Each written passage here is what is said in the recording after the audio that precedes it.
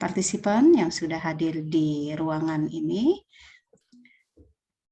Sepertinya kita sudah bisa memulai untuk presentasi dari para presenter. Yang pertama itu ada Bapak Arif Rofiudin, kemudian ada Ibu Siti Khoirnafia dan Bapak Semiarto Aji Purwanto. Kemudian presenter ketiga Ibu Laras Aridini dan keempat akan ditutup oleh Bapak Ahmad Saifuddin. Dan seperti sebelumnya saya akan memberi ini dulu. Ada beberapa hal yang harus saya sampaikan bahwa karena waktunya memang agak terbatas, masing-masing presenter dipersilakan untuk memberikan pemaparan 10 sampai 15 menit, paling lama 15 menit. Kalau bisa dalam 10 menit itu akan lebih baik lagi. Karena ini sifatnya diskusi nanti, maka setelah seluruh presenter memaparkan paparannya, kita akan melakukan diskusi, tanya jawab, atau ada hal-hal yang ingin didiskusikan di antara para peserta yang hadir di sini. Kita masih ada di sini narasumber. Di sesi pertama tadi ada Ibu Nani Arkantiningsih, kemudian juga ada Ibu Amanah Nuris. Jadi kita bisa berdiskusi lebih jauh lagi terkait dengan tema panel 5 ini mengenai dialogue between Islam and other system of beliefs. Oke. Untuk pemaparan yang pertama saya mengundang Bapak Bapak Arif Rofiudin. Bapak Arif Rofiudin yang akan berbicara mengenai dialog antara Islam dan sistem kepercayaan lain, kontestasi Islam dan aliran kepercayaan lokal komunitas suku Dayak Losarang Indramayu. Baik, Bapak Arif, sudah siap, Pak? Alhamdulillah, sudah. Baik. Nanti agak dideketin ya mic-nya ya, earphone, mic-nya ya, Pak ya. Iya, Bu. Untuk tayangannya akan share screen sendiri? Iya, sendiri. Baik, ya. Terima kasih, Bapak. Silakan bisa dimulai paparannya. Terima kasih.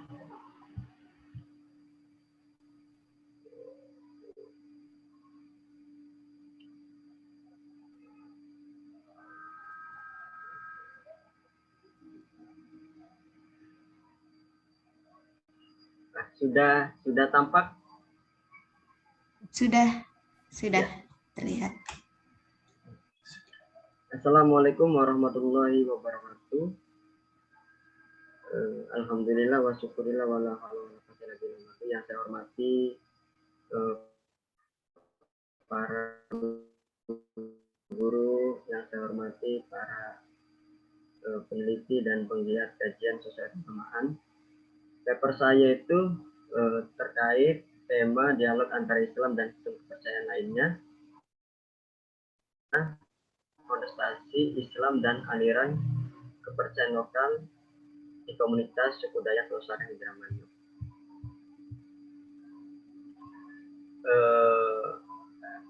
Yang saya ingin lihat adalah bagaimana paham keislaman lokal yang berkembang di anggota komunitas suku Dayak Losarang. Karena yang terjadi adanya kristalisasi, adanya perpaduan atau sinkretisme antara agama dan budaya lokal yang berkembang hingga sekarang. Kemudian berupaya ingin melihat bagaimana pembentukan kepercayaan anggota komunitas Dayak Losarang tersebut, dan apa sih atribut ritual keagamaan yang dikenakan dan berkembang sehingga seringkali menimbulkan ketegangan-ketegangan di tengah masyarakat terkait nilai dan ritual pengikutnya. Kita berlanjut. Indonesia kan negara kepulauan, memang memiliki keanekaragaman baik secara seni, budaya, kepercayaan agama dan sebagainya. Kemudian wujud nyata juga tertuang dalam bagaimana bentuk bahasa, identitas, sosial, dan lain sebagainya.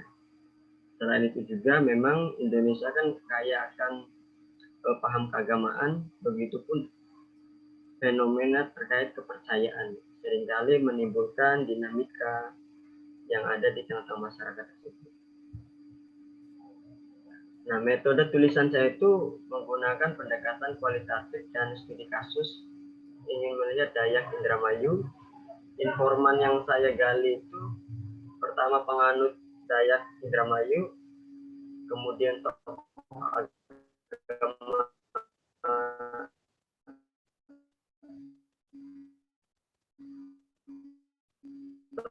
tempat dan masyarakat komunitas tersebut.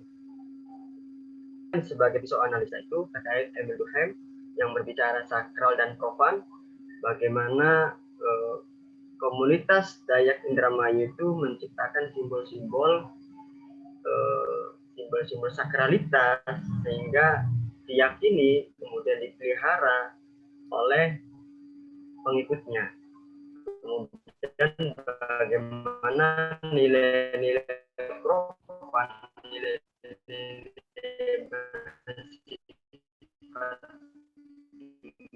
putus ya.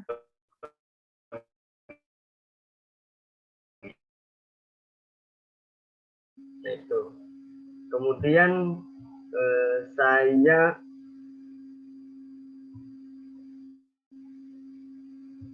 mungkin videonya saya stop. Nah, biar jelas Ibu. Nah, kerangka teoritik yang selanjutnya yang saya gunakan itu terkait Peter Alberger tentang konstruksi sosial. Nah, di sini yang menarik Dayak Indramayu ini mengkonstruksi nilai dan ajarannya sehingga setiap tahunnya itu memiliki pengikut lumayan besar. Bagaimana banyak orang yang kemudian berbondong-bondong masuk terhadap komunitas tersebut. Bukan hanya orang-orang Indramayu setempat, tapi ada dari berbagai macam wilayah lainnya di Indonesia. Ada yang dari Kerawang, kemudian bahkan ada yang dari Sumatera. Jadi banyak yang masuk ke dalam komunitas tersebut. Nah, di sini lukisan ada 3 tokoh merupakan tokoh pendiri Dayak Losarang itu. Di tengah itu ada Ki Takmat, merupakan sosok yang diyakini memiliki keilmuan dan memiliki ilmu kanuragan yang tinggi sehingga disegani oleh anggotanya dan pengikutnya. Nah, di sampingnya itu ada simbol atau lambang dari suku Dayak adat Jawa petani Bumi Segandu Dermayu Indramayu itu disimbolkan ada gunung, kemudian ada matahari, kemudian ada air atau laut. Itu menunjukkan bahwasanya komunitas kepercayaan ini itu memegang nilai-nilai alam, bahwasanya mereka percaya dan mereka meyakini alam adalah sesuatu yang memang bagian daripada yang harus diyakini,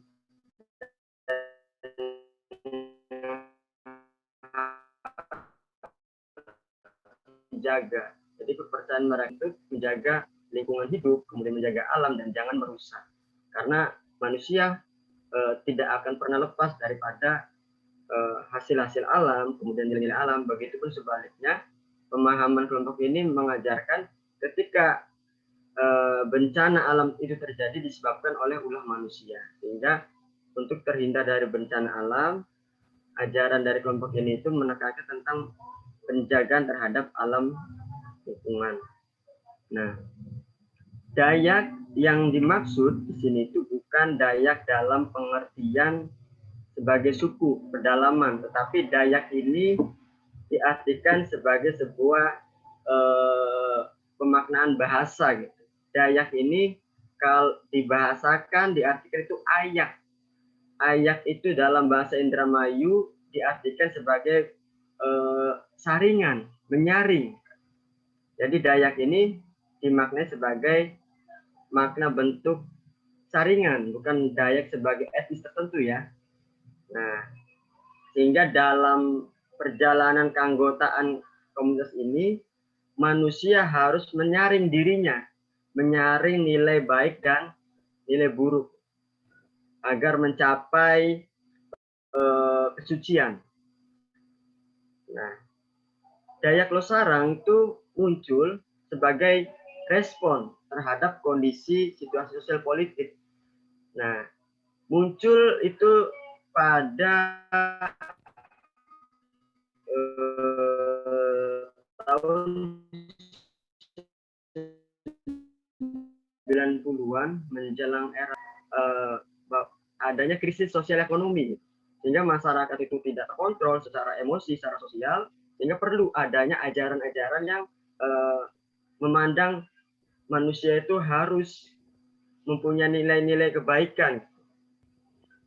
Nah, sehingga Kitab Hikmat ini memperkenalkan pemahamannya ke masyarakat setempat, sehingga akhirnya berkembang hingga sekarang. Nah, ini atribut keagamaannya itu menggunakan simbol hitam dan putih. Simbol hitam dan putih ini menunjukkan sebuah keseimbangan kehidupan, adanya nilai kebaikan diwakili oleh warna putih dan nilai keburukan itu diwakili dengan warna hitam. Nah, dan beberapa properti atau beberapa atribut kelompoknya itu menggunakan semisal menggunakan itu dari hasil alam. Ada ikat pinggangnya itu terbuat dari pohon bambu. Jadi pohon bambu ini diyakini oleh kelompok Dayak Indramayu sebagai senjata, gitu, sebagai pohon yang memberikan banyak manfaat. Gitu. Nah, awal kemunculan komunitas Dayak Losarang ini sempat ditentang oleh banyak kalangan, termasuk kaum muslimin Indramayu, melihat ini adalah bagian daripada bentuk penistaan terhadap agama. Banyak kemudian menentang terhadap kehadiran kelompok tersebut karena dianggap menistakan agama, dianggap mencampur adukan paham teologis agama-agama yang sudah baku dengan kepercayaannya. Tetapi kemudian seiring berjalannya waktu, ketegangan itu mulai memudar ketika kelompok Dayak Losarang ini memberikan penjelasan secara terbuka bahwasanya mereka hanyalah bagian daripada komunitas kepercayaan lokal yang memegang nilai-nilai kearifan lokal. Jadi mereka tidak melegitimasi dirinya sebagai sebuah agama baru, akan tetapi sebagai sebuah tren kelompok menjaga nilai-nilai lokal yang hari ini alam sudah tidak terpelihara dengan baik. Mereka hanya ingin memberikan kesadaran sosial tentang penjagaan terhadap alam. Nah, mayoritas pengikut Dayak Losarang ini memang merupakan mayoritas yang mempunyai agama secara identitas KTP itu Islam. Nah, dan di komunitas tersebut tidak memaksakan setiap anggotanya untuk menjalankan ritual-ritual kepercayaannya gitu, sehingga ritual kepercayaan itu dikembalikan kepada setiap anggota tanpa ada pemaksaan. Dan setiap anggota yang memiliki agama tidak dibebani untuk menghilangkan nilai keagamaannya gitu. Malah justru bagaimana agama yang diyakini oleh pengikutnya terus terpelihara, akan tetapi ditambah dengan nilai-nilai kearifan lokal dan kemudian penjagaan terhadap alam. Gitu. Nah, proses pembentukan paham kepercayaan yang ada di Dayak Losarang ini berawal daripada bagaimana mereka mensosialisasikan terhadap masyarakat luas dengan perilaku mereka. Jadi mereka mensosialisasikan kelompoknya dengan perilaku, bagaimana perilaku tidak membuang sampah sembarangan, bagaimana perilaku menjaga alam dan lingkungan, kemudian bagaimana perilaku suka membantu antar sesama tanpa melihat agama, tanpa melihat golongan dan sebagainya. Nah, sehingga banyak kemudian orang-orang yang kemudian ikut serta dalam kelompok tersebut sebagai bentuk spirit nilai kearifan lokal. Masuk kepada wacana gerakan spiritual dan harmoni budaya lokal yang dilihat oleh saya itu, sependek pemahaman saya itu, yang disosialisasikan, yang dikampanyekan oleh Dayak Losarang ini, bagaimana spiritualitas manusia itu sejatinya harus termanifestasi melalui perilaku, bukan hanya spiritualitas terhadap ritual personal, tetapi harus ditambah terhadap ritual sosial. Dan bagaimana nilai-nilai spiritualitas itu tidak berbenturan terhadap budaya-budaya lokal yang ada. Karena mereka melihat tidak sedikit beberapa kelompok-kelompok agama tertentu yang memang mempertentangkan antara kepercayaan teologis dengan budaya lokal yang ada, gitu, sehingga seringkali menimbulkan ketegangan. Nah, mereka ingin mencoba memberikan wacana terhadap bagaimana gerakan spiritualitas ini berdampingan dengan budaya lokal. Pak Arief, mungkin bisa dipercepat ya Pak, waktunya. Iya. Nah, atribut dan ritual kepercayaan lokal ini, pertama ada ritual kungkum yang ada di gambar, yaitu ritual berendam sampai kepala.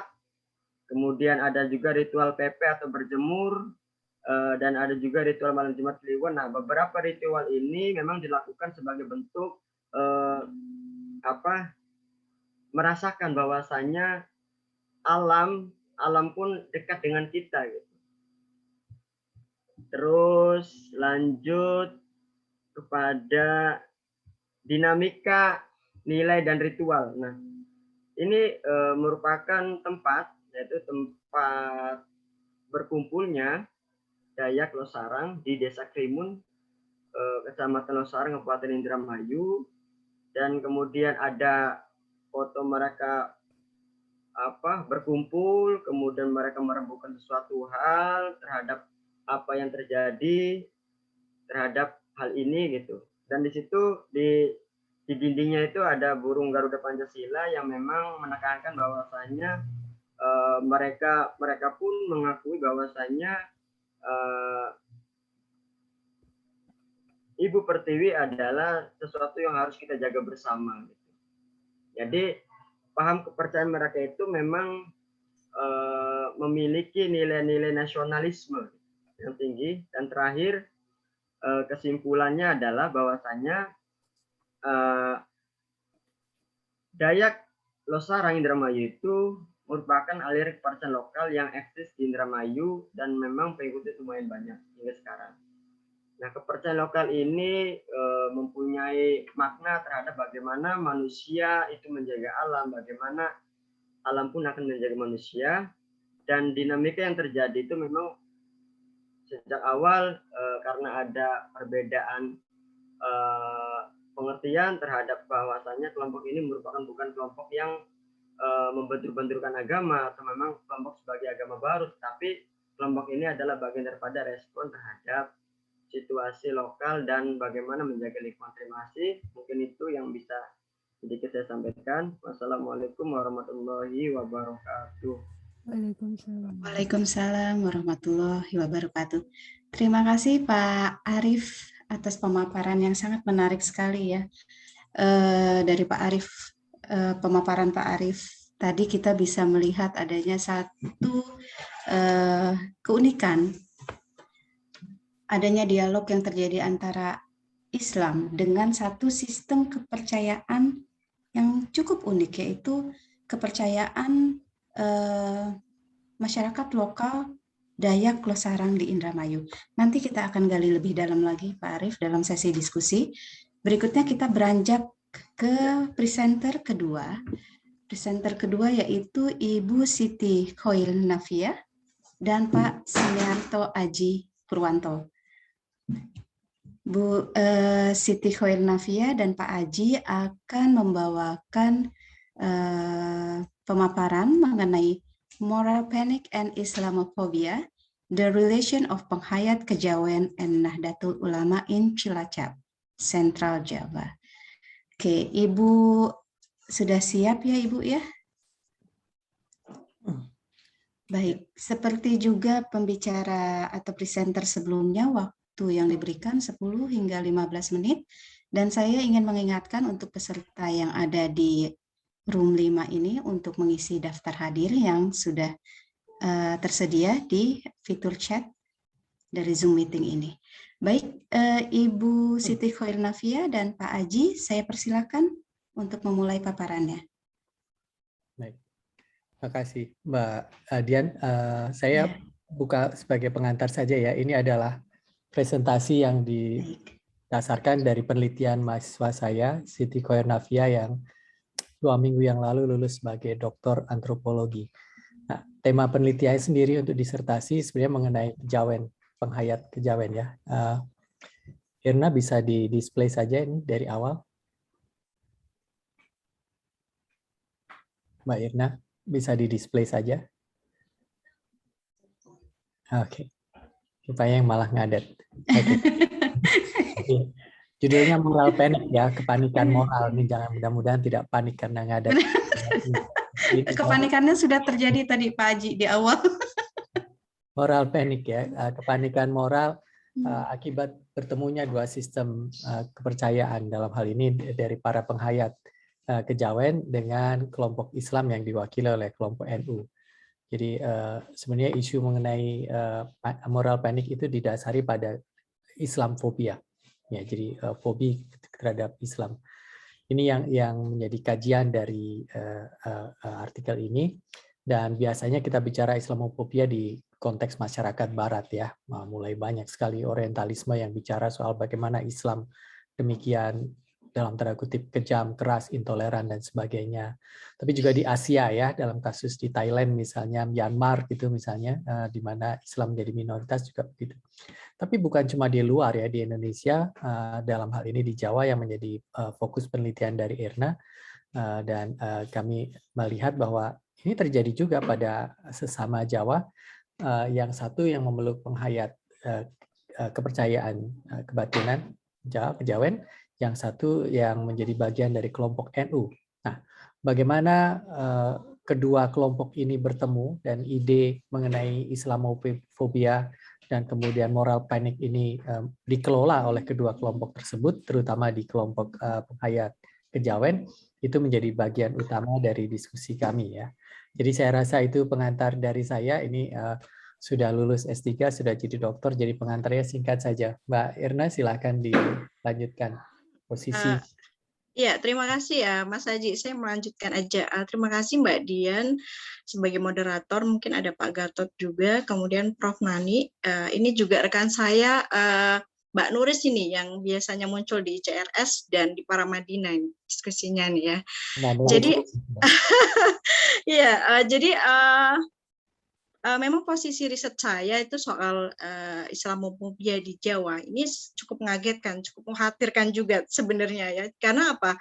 Karena ini pendekatan yang sebelumnya diteliti oleh peneliti lain itu identik dengan tidak muncul ini sebagai sebuah fenomena, tetapi saya melihat di sebagian dari disertasi saya ini muncul di konteks penghayat kejawen yang ada di Cilacap. Jadi berbeda dengan semacam gagasan utama dari Islamofobia yang muncul di Eropa gitu, dan di Asia mungkin di luar Indonesia.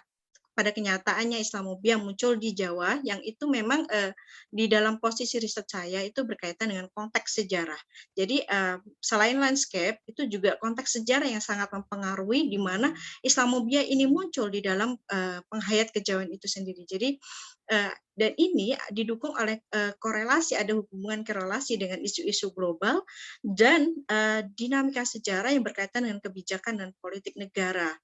Kemudian yang kedua adalah posisi riset yang kedua adalah Islamophobia itu tidak begitu saja muncul, tetapi menyebar melalui media.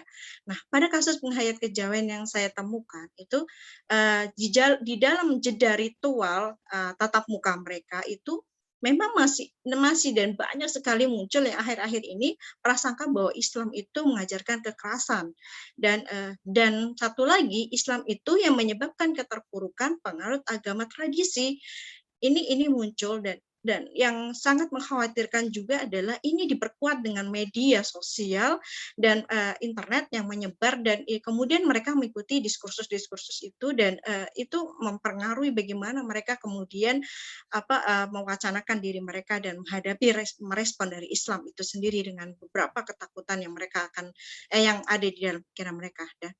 Dan itu yang terjadi di riset saya adalah bahwa Islamophobia itu muncul di penghayat itu berkaitan dengan krisis moral. Jadi Islam itu dipandang, diprasangka sebagai sebuah menyebabkan sebagai kemerosotan moral, dan inilah yang kemudian pada tahun yang saya seperti sebutkan di dalam disertasi tahun 2010 ini kemudian mereka bangkit untuk kemudian menjadi semacam garda untuk mengatasi persoalan Islam yang mendominasi dan dipandang membuat kemerosotan moral di Indonesia atau khususnya di Jawa. Nah, tadi saya sudah sebutkan bahwa memang bagaimana dinamika sejarah Islamnya pada penghayat saat ini gitu. Kemudian bagaimana kelompok penghayat ini kemudian berkaitan dengan moral yang mendorong Islamophobia, dan bagaimana media kemudian menunjukkan penampakan penguatan Islamophobia pada kelompok lokal. Juga yang menarik adalah bagaimana jalinan relasi kedua kelompok Islam dan kejawen sehari-hari, khususnya yang dijalankan oleh yang dilakukan oleh kelompok Islam Nahdlatul Ulama dengan fokus yaitu Lapak Sedam NU di Cilacap. Nah, tadi saya sudah sampaikan dari sebenarnya bagian dari riset saya ini adalah bagian dari riset disertasi saya yang dipromotori oleh Mas Haji, yang di lapangan saya sudah lakukan tahun 2017 dan baru selesai kemarin dipromosikan 2021, yang sebenarnya isunya sudah muncul sebelumnya, dan saya sudah mengikuti dari sekitar tahun 2015. Nah, saya memfokuskan pada kajian Cilacap dengan starting point-nya adalah penghayat Sabta Dharma, kemudian masuk karena ini sebuah gerakan ke beberapa komunitas penghayat yang lain, dan untuk relasi dengan Islam, kemudian penghayat ini yang sering berintensif hubungan itu adalah dengan kelompok NU. Jadi memang itu kenyataannya di lapangan di lapangan pada kenyataannya hubungan yang cukup intensif memang penghayat dengan NU untuk yang case agama Islam ya gitu. Nah, ini sebenarnya tadi sebagian sudah disampaikan oleh Mbak Nuris bahwa memang ada perubahan yang mendasar, ada transformasi yang menyebabkan bagaimana kemudian Islamophobia itu muncul di penghayat kejawen itu sendiri. Jadi memang pada awal-awal penghayat ini menjadi bagian dari atau orang Jawa sebenarnya itu sudah ada pada tahun yang lampau sebagai seorang petani, kemudian di dalam kerajaan terdahulu sudah melaksanakan tradisi kejawaannya.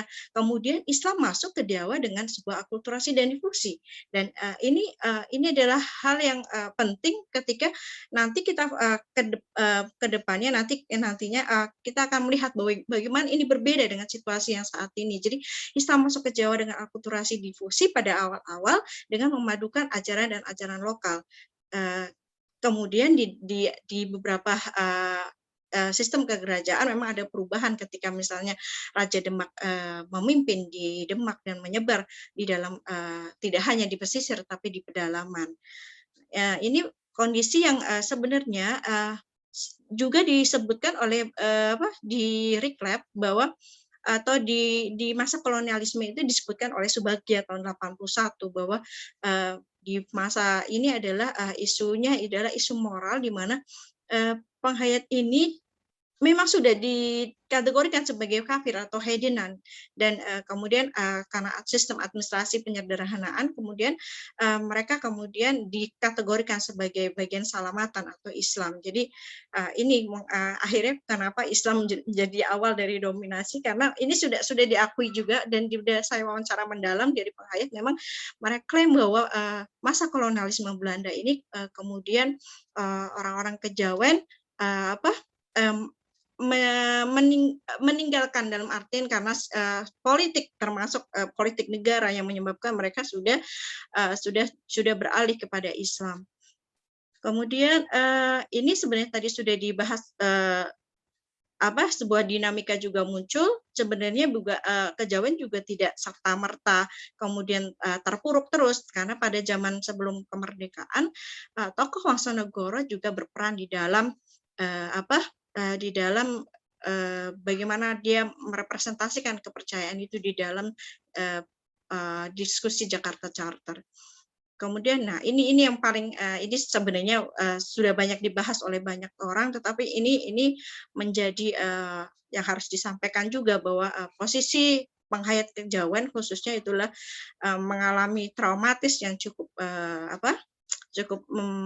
mendalam bagi mereka dan pada tahun Orde Baru tahun 1980-an seperti kajian saya tentang Hizbut Tahrir itu memang ini berkaitan dengan sistem politik dengan gerakan-gerakan yang muncul yang membuat posisi dari penghayat Kejawen ini juga termarginalkan. Ini secara kemudian yang menarik memang tahun 2010 karena penghayat kemudian mencoba untuk bangkit dan dengan berbagai pandangan. Kenapa harus bangkit? Karena itu tadi pandangan ini muncul prasangka kepada Islam bahwa Islam itu misalnya agama yang menolak keyakinan leluhur. Ini kasusnya adalah dinyatakan pada tradisi Larungan tahun 2017-2018, kemudian menjalankan ajaran syariat aja. Makanya kritik mereka adalah kenapa sih kiblatnya kok di Arab Kulon aja, karena kan padahal kan sebenarnya kiblat itu ada 4 kayak gitu. Terus ada Islam menangan gitu. Ini case yang diulang-ulang adalah kasus pada masa zaman Majapahit, kemudian Islam tidak toleran karena ada beberapa kasus di Kemit disampaikan bahwa orang kelompok Islam kemudian merusak gereja di sana dan beberapa sanggar juga kemudian dirusak juga gitu. Kemudian Islam itu fanatik dan ekstrim, kemudian Islam itu radikal, Islam eksklusif dan Islam tidak adil. Gitu. Ini karena ada kasus di daerah wilayah barat yang kasusnya adalah ibunya adalah perempuan dan dia tidak memperoleh haknya sebagai pewaris yang seharusnya dan kemudian ada kasus di mana haknya dia itu dijadikan musola gitu tanahnya dan itu cukup membuat mereka menjadi marah dan makin berprasangka kepada bahwa Islam itu demikianlah menakutkan gitu. Nah, saya ingin menyampaikan juga bahwa tadi saya sudah sampaikan bahwa diskusi ini sebenarnya muncul di tatap muka mereka di dalam jeda ritual-ritual mereka, tetapi kemudian yang sangat saya khawatirkan adalah ketika saya melihat menganalisis konten dari media-media sosial mereka dan prasangka ini munculnya cukup kuat. Misalnya ketika membahas soal Islam adalah kekerasan yang identik dengan ayat-ayat Islam yang misalkan surat Al-Hujurat dibahas kembali dan itu mereka peroleh itu tidak dari mereka sendiri tapi mereka memperoleh dari YouTube misalnya kemudian di-share ke beberapa temannya. Nah, akhirnya mereka kembali lagi dari yang sudah berprasangka dengan demikian rupa akhirnya menjadi semakin berprasangka terhadap Islam. Nah, selain karena faktor media, karena memang pada landscape-nya mereka, sanggar-sanggar mereka gitu, di Cilacap dominasi Islam cukup luar biasa, termasuk klaim bahwa penghayat Terah Monokeling itu sendiri yang sebenarnya penghayat itu kemudian dipandang atau disebut sebagai Islam, dan itu mereka sangat sangat kecewa dengan itu. Nah, yang menarik adalah hubungan relasinya dengan NU gitu, dan memang ini pada kenyataannya penghayat kejawen di lapangan itu memang lebih dekat dengan lebih intensif dengan mereka-mereka yang diidentikan mereka sendiri sebagai seorang NU, yaitu para kerabat mereka, tetangga mereka, kemudian orang-orang yang memang sekitar mereka, dan orang-orang yang sering kali berhubungan dengan mereka, dan mereka memang jarang berkomunikasi dengan orang-orang Muhammadiyah atau orang-orang salaf yang identik dengan apa sebutan sebagai kacung atau kader congklang gitu. Nah, di beberapa wilayah memang ada klaim bahwa orang NU itu toleran gitu ya. Kemudian ini yang dinyatakan oleh beberapa guru NU yang saya temui di Gua Ratu. Kemudian juga saya mewawancarai orang-orang di Lapak Sedam NU. Mereka juga melakukan pendampingan terhadap kaum minoritas, termasuk penghayat kepercayaan. Tetapi kemudian yang karena prasangkanya sudah lumayan besar dengan berbagai historis dan media yang muncul, kemudian pendampingan yang dilakukan oleh Lakbak Sedam NU terhadap mereka, kemudian mereka prasangkakan lagi ini sebuah proses Islamisasi yang sebenarnya itu proses pembinaan, padahal mereka bilang bahwa kalau pendampingan tidak demikian rupa caranya gitu. Karena memang ada kasus di Cilacap antara penghayat dan NU, dan kemudian ini akhirnya memperkuat lagi prasangka-prasangka yang ada di dalam pikiran mereka, dan kemudian mereka kembali lagi mereka merasa bahwa Islam ini cukup mengkhawatirkan di Indonesia atau di Jawa ini, dan yang sangat mengagetkan juga, saya pikir kan bahwa hubungan NU dan penghayat itu saking luar biasa intensif, jadi tidak ada persoalan, tetapi ternyata dakwah NU diprasangkakan juga meneguhkan citra penghayat sebagai abangan. Jadi sekarang penghayat kejawen menolak konsepsi abangan karena ketika dia dimasukkan di dalam kategori Islam yang disebut identik dengan abangan dengan terminologi girls gitu, pada akhirnya stigma kafir dan sesat itu justru diperoleh oleh mereka. Nah, ini yang menjadi refleksi kita bersama bagaimana pada kenyataannya, pada di lapangannya ada fenomena semacam ini, dan kita mungkin harus mencoba mencari jalan keluarnya bagaimana harmonisasi di Indonesia ini terus terjalin. Nah, terakhir adalah simpulan saya adalah bahwa pada kenyataannya konsepsi Islamofobia itu tidak hanya bergulir di tataran Eropa, Amerika, ataupun di tataran Asia yang di luar Indonesia atau Jawa, tetapi di akar rumput itu muncul tentu saja dengan konteks sejarah, dan itu berkaitan dengan kebijakan negara dan isu-isu global.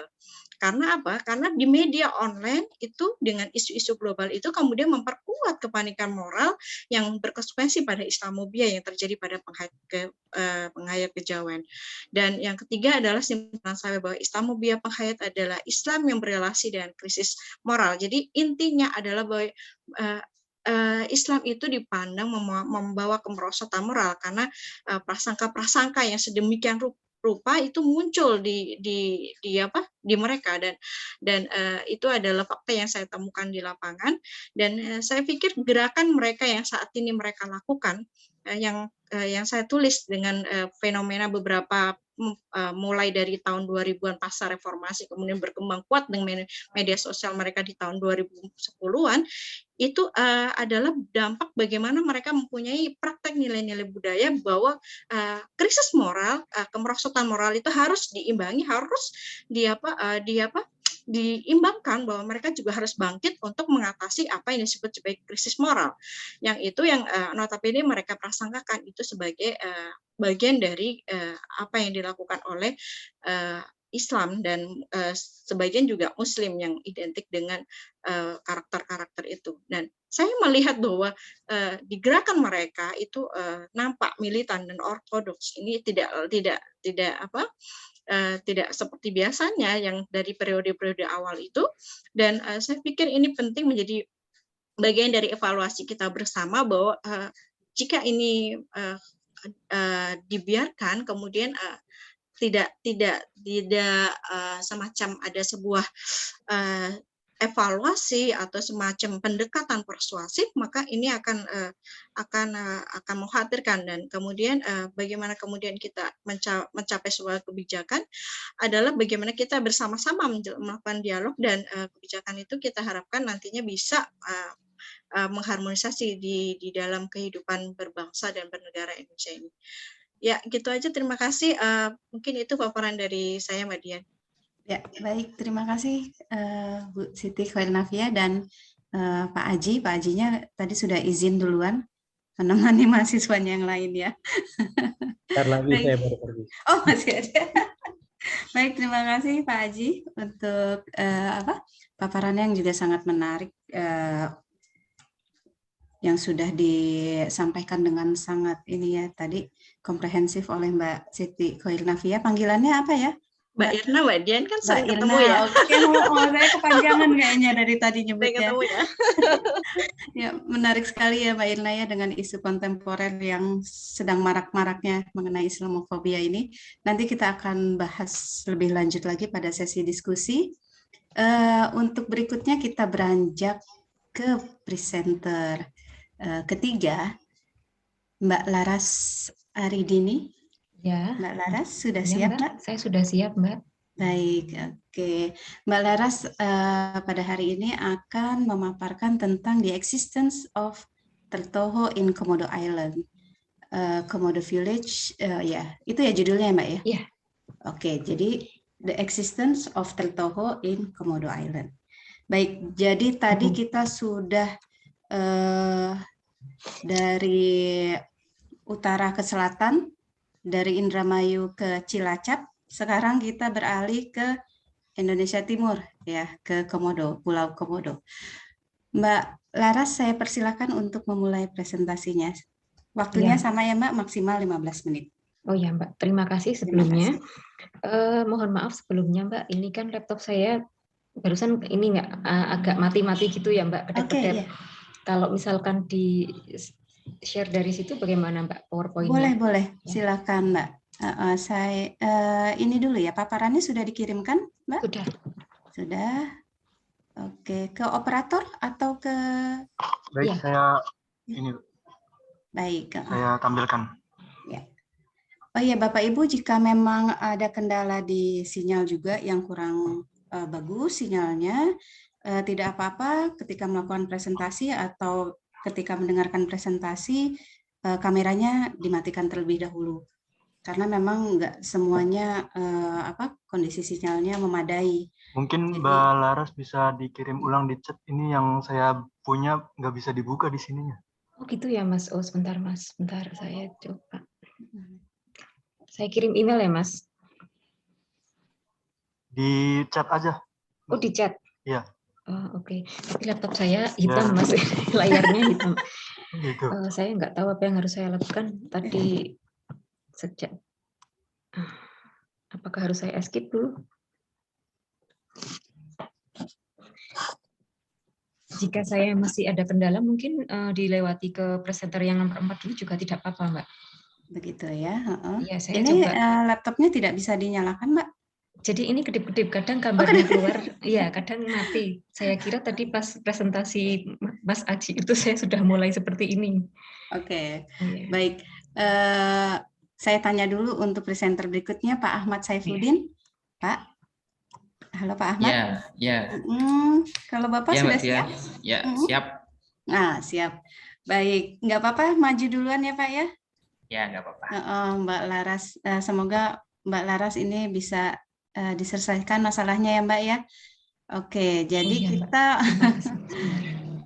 balik lagi nih ke Pantura. Nggak jadi ke ini nggak jadi ke Indonesia Timur, kita balik lagi sekarang ke Pantura. Yang akan memaparkan presentasi adalah Bapak Ahmad Saifuddin dengan judul presentasinya Pesta Laut and Islamic Education, Reconciliation of Religion and Coastal Culture of the North Coast, Pantura of Central Java. Betul ya Pak Ahmad ya? Iya, betul. Baik, Bapak Ahmad, saya persilakan untuk memulai presentasinya. Waktunya 10 menit, maksimal 15 menit. Silakan Ya. Pak. Terima kasih Bu Dian sebagai moderator. Yang terhormat para panelis, Prof. Nani, juga Ibu Nuris, dan teman-teman presenter yang lain, serta para audiens. Sore kali ini saya ingin mempresentasikan paper yang berjudul Pesta Laut dan Pendidikan Islam, rekonsiliasi antara agama dan budaya di kawasan Pantura, Jawa Tengah. Oke, sebagai pendahuluan, kita sudah paham betul bahwa relasi antara agama dan budaya itu tidak bisa lepas dari berbagai hal yang sangat kompleks, karena di sana muncul satu kesadaran kolektif bagi para pemeluknya, kemudian juga dipengaruhi oleh unsur kekuasaan, power, dan juga ada peran agensi-agensi lokal yang tidak bisa dinafikan begitu saja. Dan biasanya pertautan antara ketiga hal ini, kesadaran, kemudian kekuasaan, dan agensi lokal itu memunculkan satu simbol baru yang terbungkus di dalam tradisi. Nah, tradisi yang saya maksud di sini adalah satu kebiasaan masyarakat ya yang ada di daerah Pantura yang biasanya disebut dengan pesta laut. Nah, pesta laut ini sendiri bagi masyarakat Brebes ya, Brebes di Pantura, Jawa Tengah, atau lebih tepatnya di Desa Prapaklor, ini adalah bagian dari tradisi yang sudah turun-temurun dan selalu dilestarikan sebagai tujuan untuk bersyukur atas nikmat yang diberikan oleh Tuhan, oleh Allah Subhanahu wa Ta'ala kepada para nelayan, sehingga mereka bisa memanfaatkan hasil lautnya. Nah, di dalam riset ini ada 3 pertanyaan penting yang ingin dijawab. Yang pertama, bagaimana implementasi ritual pesta laut di Desa Prapaklor di Brebes. Kemudian mengapa relasi antara agama dan budaya itu begitu kentara, begitu jelas di dalam ritual atau tradisi pesta laut. Dan yang terakhir, apa relevansinya dengan nilai-nilai pendidikan Islam. Untuk metode penelitiannya menggunakan pendekatan kualitatif, ya jenisnya studi kasus yang ingin ditelaah atau ingin diteliti adalah fenomena atau kasus pesta laut. Nah, temuannya ini biar cepat. Pesta laut ini merupakan tradisi rutin ya yang diselenggarakan oleh masyarakat Desa Prapaklor yang dilaksanakan di akhir minggu terakhir dari bulan Suro. Dan biasanya mereka membawa sesajen atau ritual berupa kepala kerbau dan juga ubur rampe yang lain seperti bunga ya, kembang 7 rupa, kemudian jajanan pasar dan lain sebagainya. Nah, sekali lagi ini adalah bagian dari implementasi rasa syukur para nelayan atas berbagai limpahan atau anugerah yang diberikan Tuhan kepada mereka. Kemudian yang kedua, di sana ada relasi yang sangat kuat antara nilai-nilai agama dengan nilai-nilai budaya. Nilai-nilai agama yang dimaksud adalah ritual-ritual yang ada di dalam tradisi pesta laut itu satu sisi memuat ritual keagamaan, dalam hal ini adalah Islam, dan di sisi lain mereka juga bertujuan untuk melestarikan budaya. Sehingga Kemudian di dalam satu ritual tersebut masyarakat sudah tidak lagi mempertanyakan mana nilai-nilai agama dan mana nilai-nilai budaya, karena semuanya include dan sudah masuk dalam satu siklus ritual yang sudah turun-temurun. Kemudian untuk relevansinya dengan pendidikan Islam, ternyata pesta laut itu sangat memuat unsur-unsur nilai-nilai keagamaan.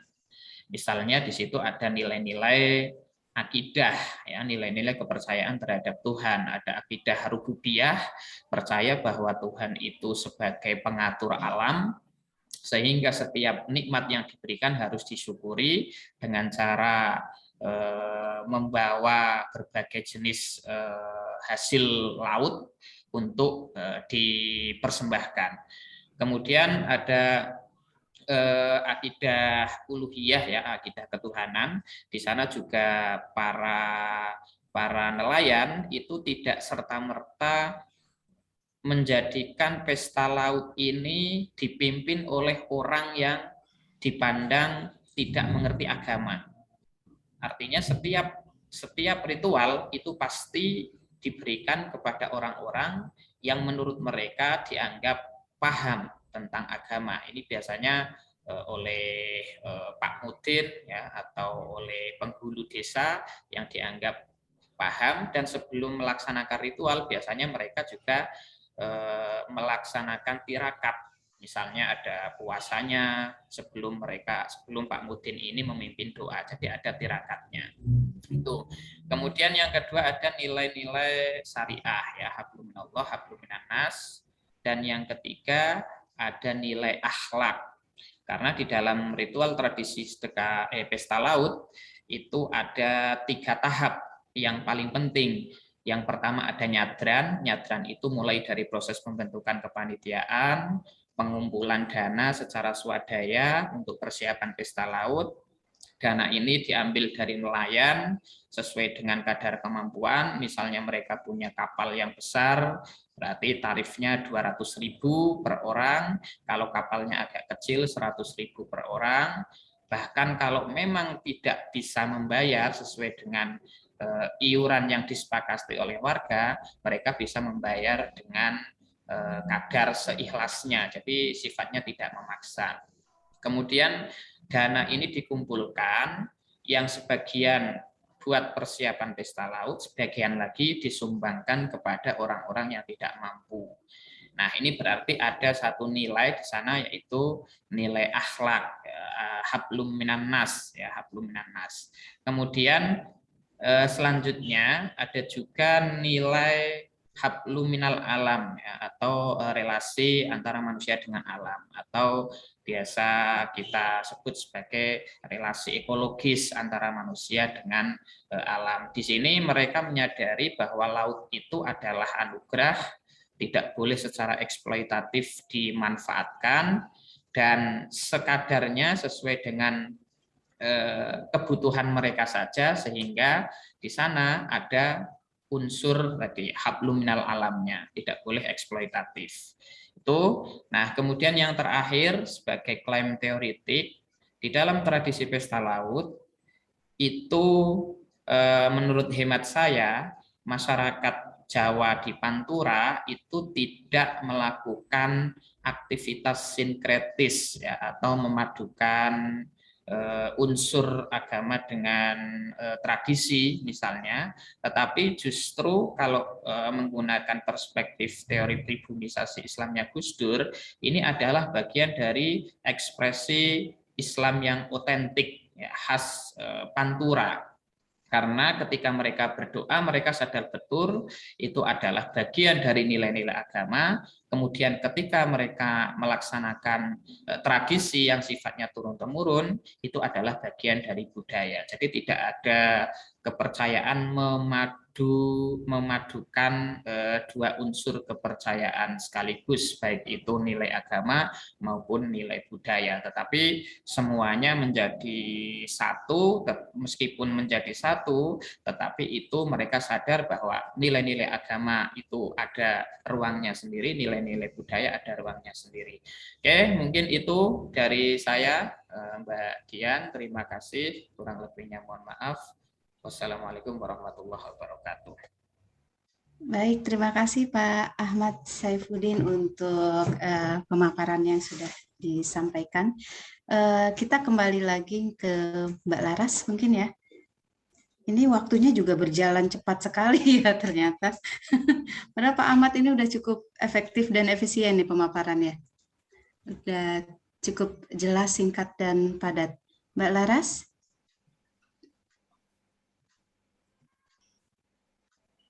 Mbak Laras, Ya, bisa? ya, selamat sore. Ya.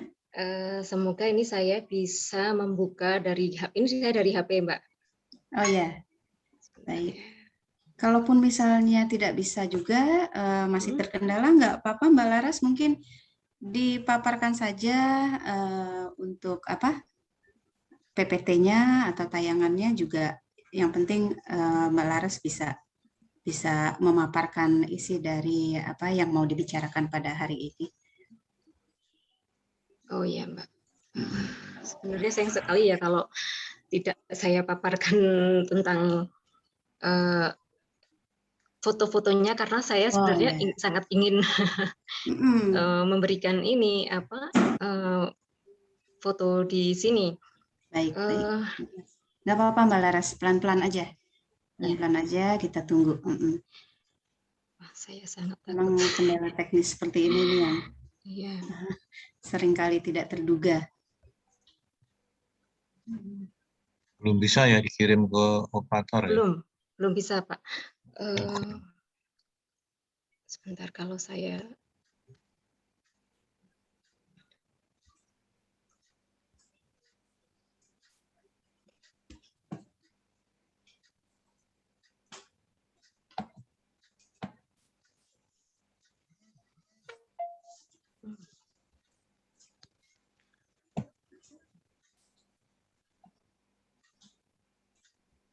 dan teman-teman yang di email yang pas ada Mbak Laras barangkali bisa dibantu dibukakan, kan biasanya reply all, tapi kebetulan di tempat saya nggak ada Mbak Dian. Oh iya, saya ngirimnya yang lain ada pribadi Pak. Jadi kalau reply all peserta lain terutama presenter bisa itu sudah bisa buka itu.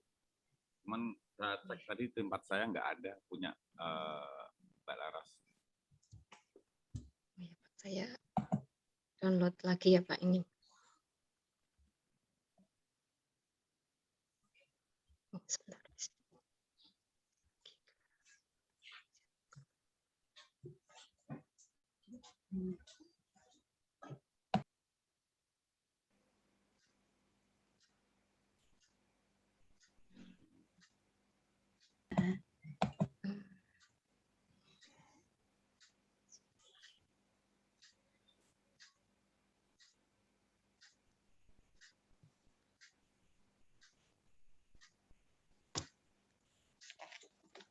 Oke, saya. Aduh, kok kosong ya? Bagaimana Mbak? Ini saya masukkan ke, saya download lagi. Oke, ya. Kalau bisa di copy, mungkin ininya Mbak juga bisa ditaruh di chat. Oh iya Mbak, fitur benar chat sekali.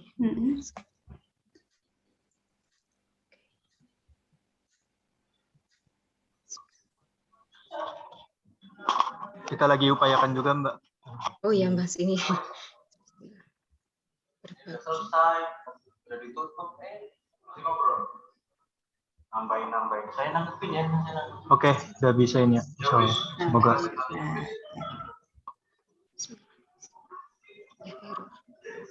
Masuk Mbak. Oke. Bagus. Saya deg-degan Mbak. Terima kasih Mas. Terima kasih ya Mas.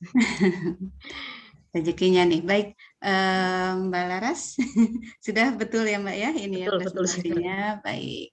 Oke, pelan-pelan aja Mbak, take your time. Mbak Laras hari ini akan membahas mengenai existence of Tertoho in Komodo Island ya Mbak ya.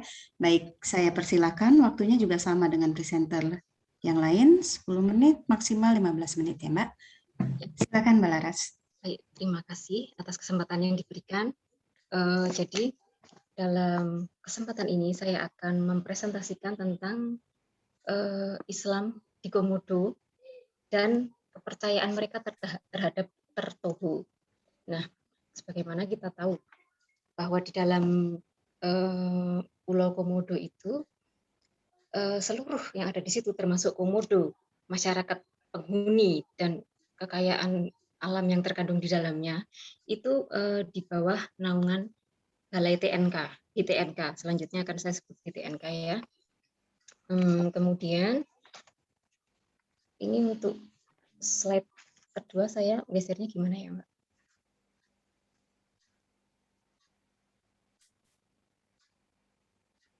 Nah, ini adalah Pulau Komodo yang kecil itu, yang sebelah dari yang di sisi timurnya itu adalah Pulau Flores. Jadi Pulau Komodo itu adalah sebuah pulau yang di antara Flores dan Bima. Jadi itu sudah Selat Sape yang di sebelah barat. Kemudian Desa Komodo itu hanya memanjang di pesisir pantai.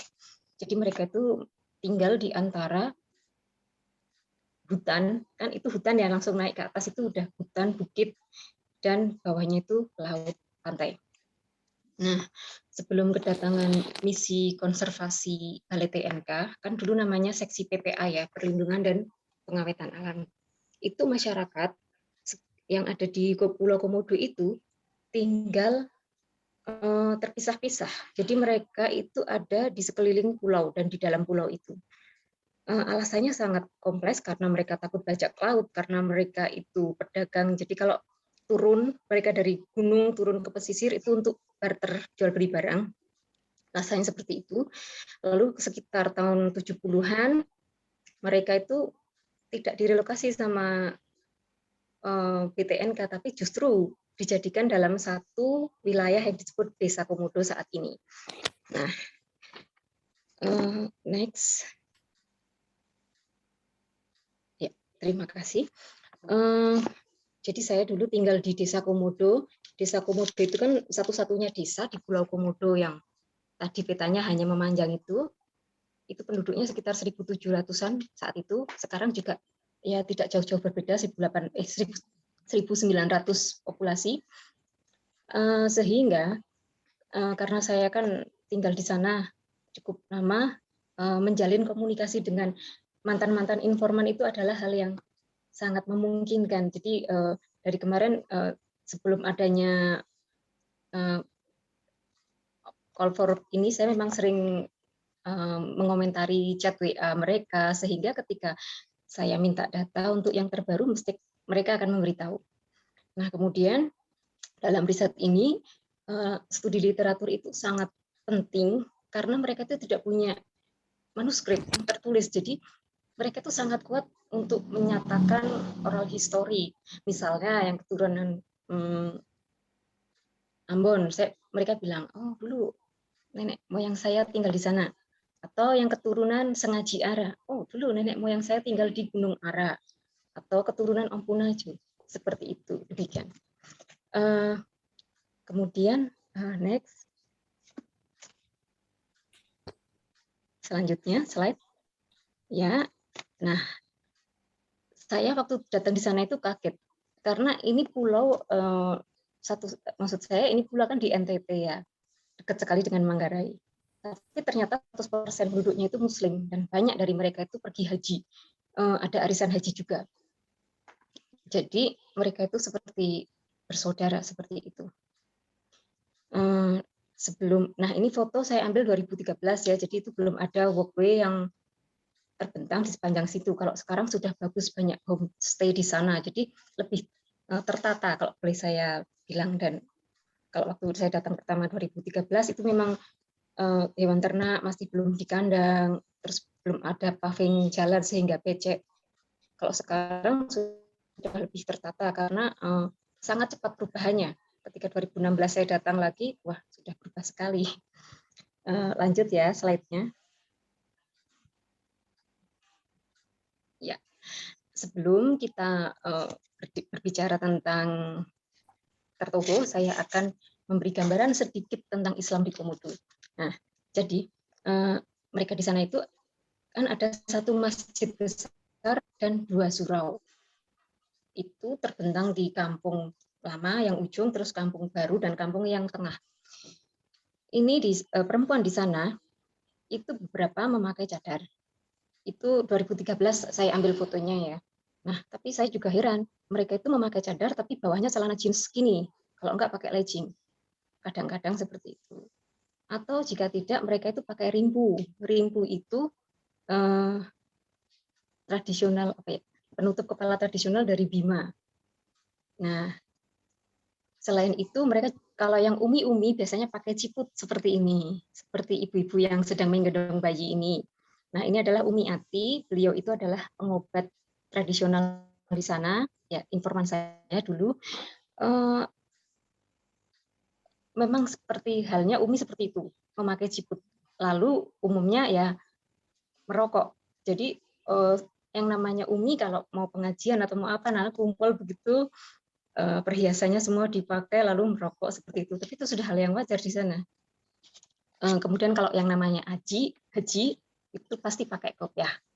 Jadi untuk memberi tanda mana Umi mana haji, ya ciput dan kopiah itu tadi seperti itu. Akan tetapi Muslim di sini ini lumayan beragam dan jelas berbeda 2013 dan 2016 ya. Jadi waktu 2013 saya datang saya masih kaget. Itu juga pengaruhnya dengan SMP yang ada di situ. Ada SMP 1 Atap yang kepala sekolahnya itu datang dari Labuan Bajo dan beliau itu mengharamkan olahraga sehingga ketika siswanya saya tanya, kau pakai baju olahraga kenapa tidak olahraga? Tidak Bu, ini hanya pakai saja karena tidak boleh sama Pak Kepala Sekolah gitu.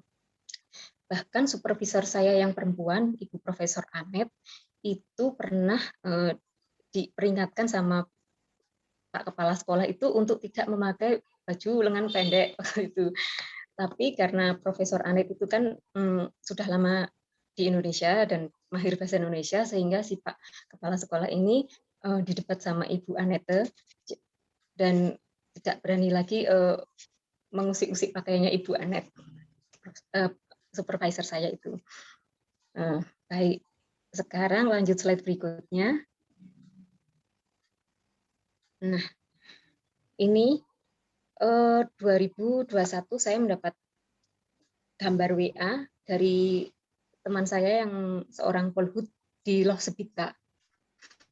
Jadi mereka itu sebagian besar masih percaya dengan yang namanya tertuhu dan sering mengambil airnya. Tertuhu biasanya itu masih punya air. Ada beberapa tertuhu yang airnya sudah kering. Nah, mereka mendatangi tertuhu untuk alasan yang bagus, yaitu untuk memohon kesehatan, keberuntungan, keselamatan sebelum panen asam. Kadang mereka panen madu, kan ada musim-musimnya ya, mereka memanen alam, terus panen hasil laut, mereka mesti minta keselamatan. Atau mereka juga datang ke tertuhu untuk mengadakan selamatan atas keberhasilan yang mereka raih. Nah, waktu saya ikut berdoa ke tertuhu yang tahun 2016, mereka tuh berdoanya tuh pakai bahasa Komodo, tapi juga pakai bahasa Arab. Itu surat yang sering dibaca Al-Ikhlas sama Al-Fatihah, jelas ya. Next. Nah, tertuhu itu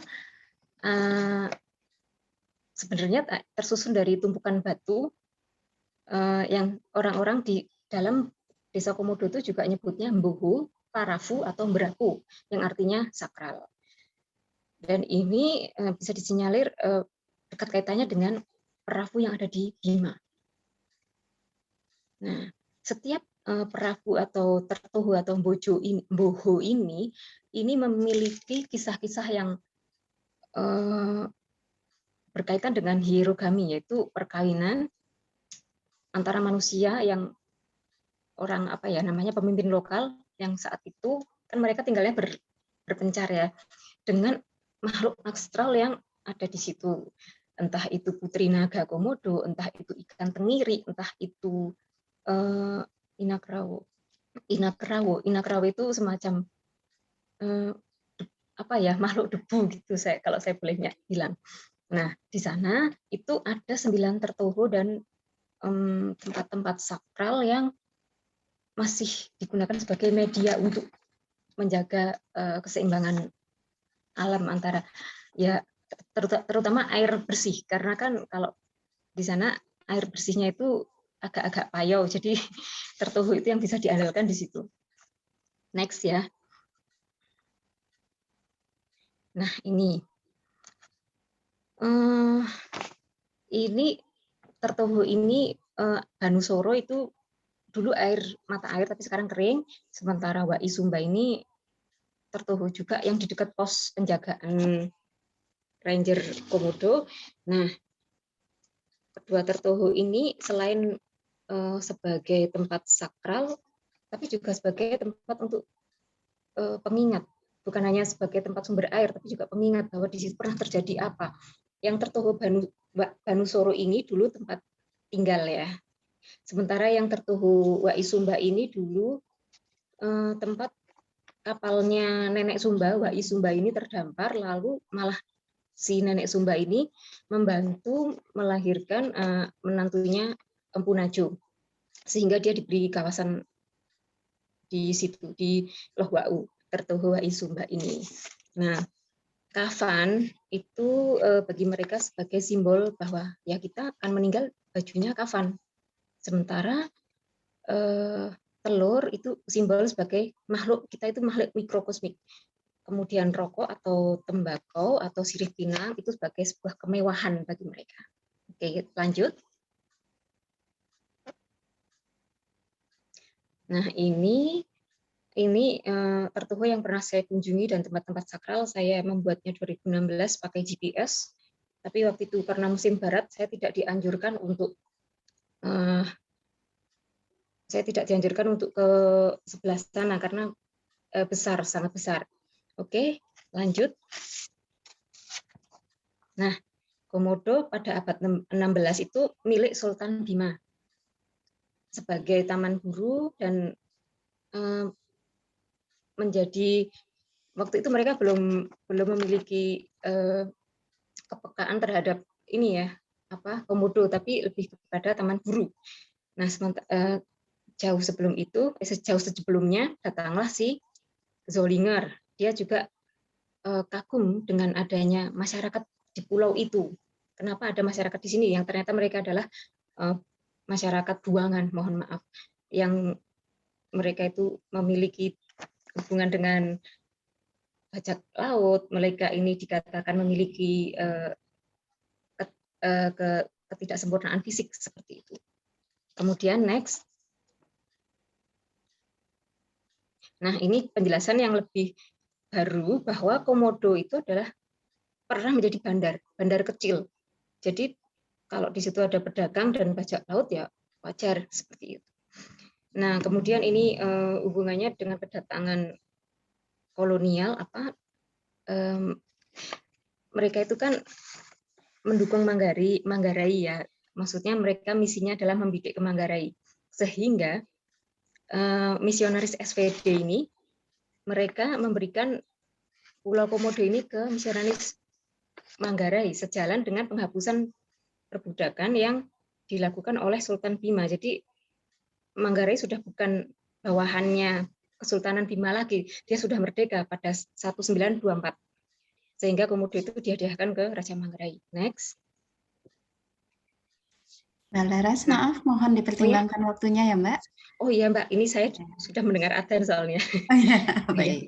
Ini saya pergi ke atas Bukit Najo. Nah, di situ saya lihat makam dan keramik. Nah, ini sebagai saya dan supervisor memperkirakan ini adalah bekal kubur. Oke. Dan ini makamnya ini kepalanya itu yang di utara, ini yang di selatan itu yang bentuk layar. Jadi ini seperti layaknya makam orang Muslim kalau di tempat saya di Jawa. Oke, next. Nah, Komodo karena mereka itu terdiri dari berbagai klan dan etnis, maka mereka adalah masyarakat hibrida karena memiliki satu bahasa dan tradisi. Nah, kemudian mereka itu bukanlah masyarakat yang terisolir karena mereka meskipun tinggal di pulau, mereka tetap melakukan hubungan dagang sehingga itu ada local knowledge, pengetahuan lokal. Oke, next. Nah, ini simpulannya.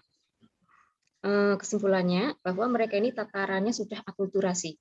Jadi belum nyampe ke sinkretis, tapi mereka akulturasi karena terdiri dari macam kultur itu tadi, dari Bima, Manggarai, semua di situ. Tapi kok ya mereka jadi satu Muslim yang masih ketertoho untuk ya berdoanya sih kepada Allah ya, seperti itu. Kemudian next. Oke, berarti sudah selesai ya. Demikian yang bisa saya sampaikan. Apabila ada yang kurang jelas mungkin bisa ditanyakan lewat email atau apa, karena waktunya sangat terbatas. Oke, terima kasih atas kesempatan yang diberikan. Saya kembalikan. Ya, baik. Terima kasih Mbak Laras untuk pemaparan yang sangat menarik sekali. Kita dibawa berjalan-jalan ke Pulau Komodo, ke Indonesia bagian timur untuk melihat bagaimana dialog antara Islam dengan masyarakat lokal yang ada di sana. Bapak Ibu hadirin sekalian, kita telah sama-sama mendengarkan pemaparan dari 4 presenter yang tentunya semuanya sangat menarik sekali terkait dengan dinamika yang terjadi pada saat terjalinnya dialog antara Islam dengan kepercayaan lokal yang ada di Indonesia ini, yang ada di Nusantara. Dan satu hal yang menjadi catatan saya adalah bahwa ternyata dialog tersebut tidak hanya memunculkan bentuk-bentuk kebudayaan baru, tidak hanya merupakan hasil dari sinkretisme atau akulturasi, tetapi juga dialog tersebut ternyata memunculkan ketegangan-ketegangan atau gesekan-gesekan dalam proses berjalannya. Dari pemaparan 4 presenter tadi kita melihat, pertama ada kontestasi antara Islam dengan kepercayaan lokal komunitas suku Dayak Losarang di Indramayu. Ini pengetahuan yang sangat menarik sekali karena ternyata tadinya saya juga berpikir bahwa komunitas Dayak Losarang ini adanya mengacu kepada orang-orang Dayak yang ada di Kalimantan. Ternyata tidak. Ini adalah satu hal yang sangat menarik. Dan di sana juga timbul ternyata ketegangan-ketegangan tersebut muncul terkait nilai dan ritual yang dianut oleh masyarakat Dayak Losarang. Dinamika sejarah yang berkaitan dengan kebijakan politik menjadi salah satu pemicu munculnya Islamofobia. Ini yang disampaikan oleh presenter yang kedua. Dan isu itu semakin kencang ditiupkan oleh berbagai media yang menyiratkan bahwa Islam itu identik dengan kekerasan. Dan kita bisa mendapatkan berbagai informasi itu saat ini. Ini isu yang sangat kontemporer sekali. Namun, kita juga bisa melihat bahwa ada satu hal yang berbeda dari tradisi pesta laut yang digelar oleh masyarakat desa Prapaklor di Losari, Brebes. Ya. Karena dalam tradisi tersebut ternyata banyak ditemui nilai-nilai akidah, syariah, dan akhlak. Ya. Sehingga tidak tampak adanya gesekan-gesekan atau ketegangan-ketegangan yang muncul pada pelaksanaan pesta laut tersebut.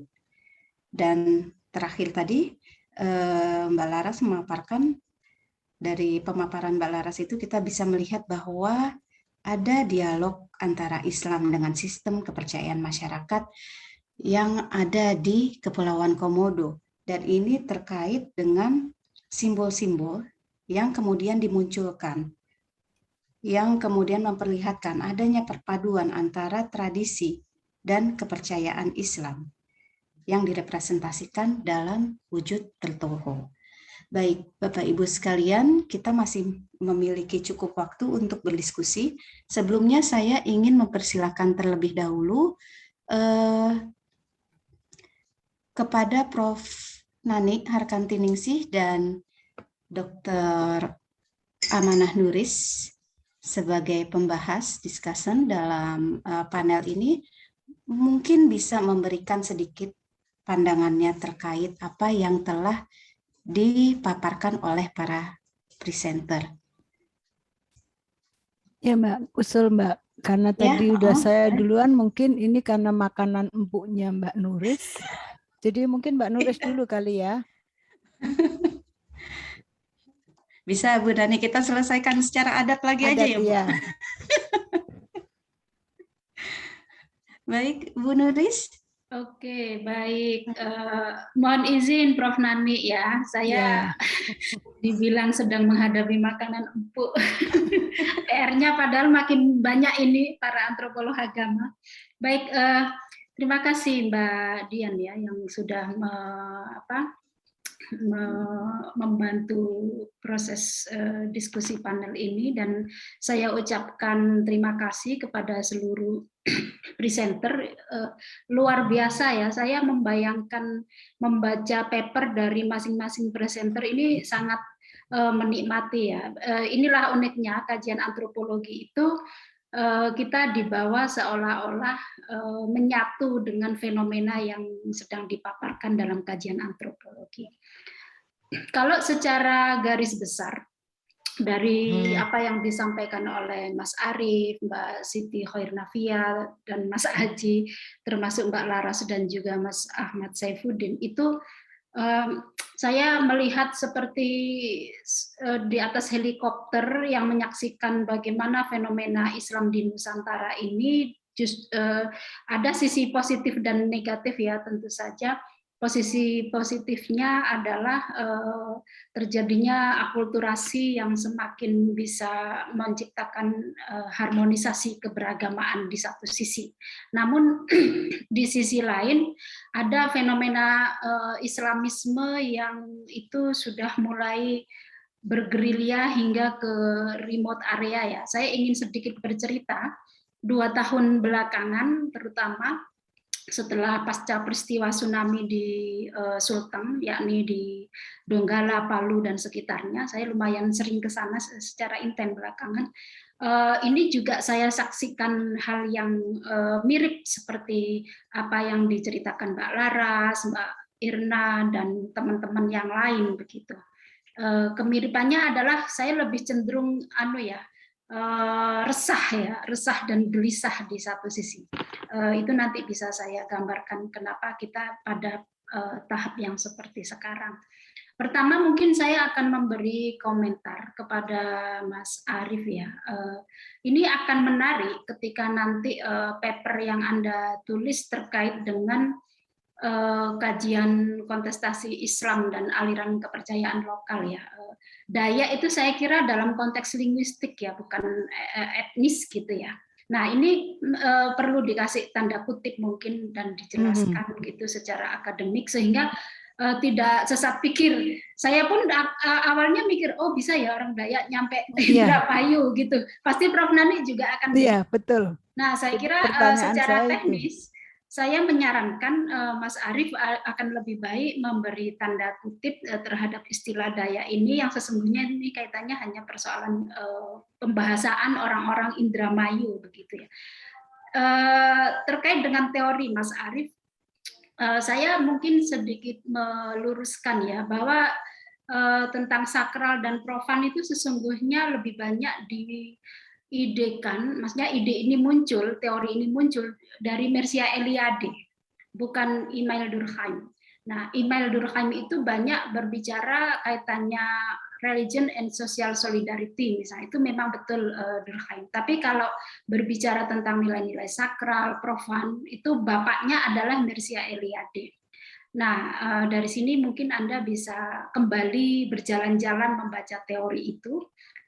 Namun teori Durkheim tetap penting dibaca, dan sangat sayang sekali pada presentasi Mas Arief itu kan ada banyak disinggung ya soal simbol-simbol. Kenapa Anda tidak mencantumkan Geertz bahwa realitas simbol itu kajian dengan Indonesia dari teori yang Anda pakai perlu menampilkan Indonesianis, terutama Clifford Geertz yang banyak berbicara tentang simbol ya. Jadi seperti selamatan itu kan bisa dibilang kategori simbol dalam kajian Geertz. Nah, tadi Anda berbicara simbol-simbol yang kaitannya dengan nuansa alam pada masyarakat Dayak Losaring Indramayu. Saya kira sifatnya wajib menggunakan literaturnya Geertz. Terus narasi Dayak atau disebut sebagai saringan ya. Saya agak bertanya-tanya. Kalau sejarahnya 90-an saya agak ragu ya, karena sesungguhnya penghayat kepercayaan ini itu sudah lama ada dari wilayah Jawa Barat, Jawa Timur hingga luar Jawa yang memang pernah mengalami opresi pasca 65 terutama. Nah, ketika masa-masa Soeharto itu memang mereka mengalami represi. Tapi ada kebangkitan lagi, revival. Ya, kebangkitan ketika di akhir pemerintahan Soeharto, di mana misalnya seperti kalau di Jawa Timur itu ada banyak ya, Suwung, Kejawen itu bukan hanya satu ya, Kejawen itu wah banyak sekali, ada Subut, ada Suwung, ada Sabtodharma dan seterusnya gitu. Jadi mohon dikoreksi kembali mengenai sejarah Dayak Losaring ini, saya tidak yakin sepenuhnya bahwa mereka muncul 1990-an gitu. Pastinya ini sebagai part of ancestor ya yang jauh lebih lama eksis begitu, bahkan bisa jadi sebelum Islam masuk Indramayu. Nah, yang menarik dari Mbak Siti Khairnafiah ya, Dr. Siti Khairnafiah, saya ucapkan selamat atas capaiannya, disertasinya sangat menarik, dan ada Mas Aji, saya sangat bahagia membaca dan menikmati presentasi Anda.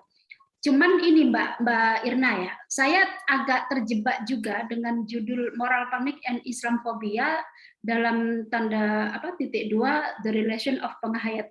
Nah, ini menghubungkannya agak susah kalau saya secara pribadi. Kecuali dibalik mungkin the relation of penghayat Kejawen and NU in Cilacap as response of moral panic and Islamophobia. Mungkin maksudnya itu ternyata.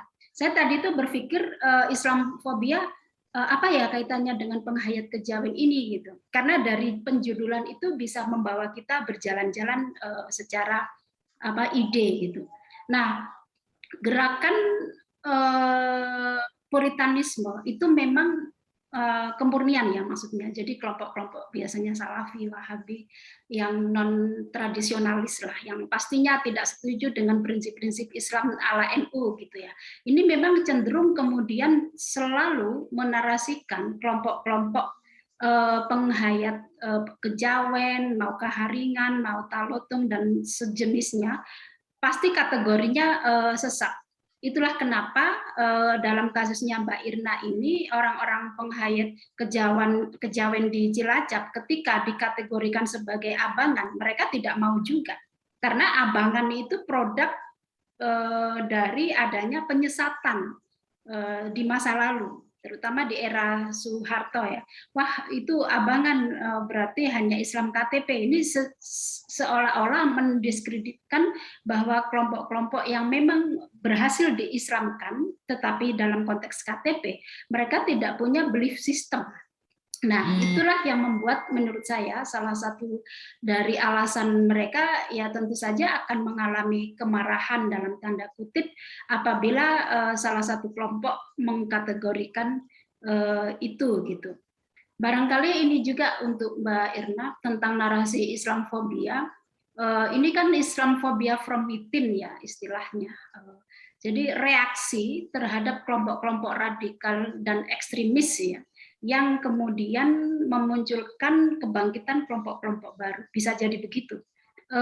Misalnya gini, pasca putusan MK 2017 yang lalu tentang rekognisi penghayat kepercayaan, itu rupanya kembali memanggil orang-orang yang disebut abangan, orang-orang yang disebut kejawen, sesat, dan seterusnya, muncul ke permukaan dan memutuskan untuk mencantumkan identitas di KTP-nya penghayat kepercayaan, bukan lagi Islam, bukan lagi Kristen atau Hindu dan lain-lain.